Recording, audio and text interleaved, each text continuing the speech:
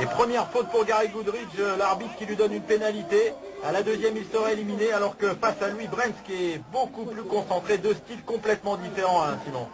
Voilà, tout à fait. John, comme je l'ai dit tout à l'heure, a l'habitude de rencontrer des adversaires beaucoup plus lourds que lui. Et il est certain de... De 6000 spectateurs à Bercy qui soutiennent les deux hommes.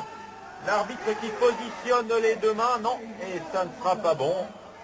Il y a beaucoup de tension dans cette finale, il y a, je vous le disais... Il y a la différence de gabarit au niveau des épaules et des avant-bras. Gary est beaucoup plus impressionnant.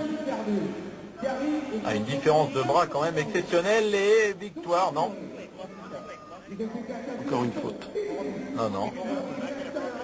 L'arbitre qui va peut-être, sans être un monstre, si on peut dire que Gary Goodrich est un monstre, loin de là, je ne voudrais pas lui chercher des crosses.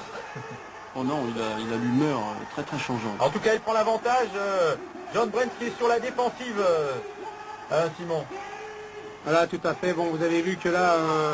Et victoire, et le bras de Gary Goodrich qui n'a pas touché la table, mais là c'est un point de règlement que vous nous expliquiez tout à l'heure, Alain Simon. L'arbitre a estimé que la main de John Brents de Bercy, toute catégorie, ici, petit signe avec Cobra, et il va me dire de moi alors que l'on revoit au ralenti cette victoire de Gary Goodrich, donc qui bat John Brents, et défaite difficile pour l'Américain. Regardez, il n'est pas d'accord avec la décision.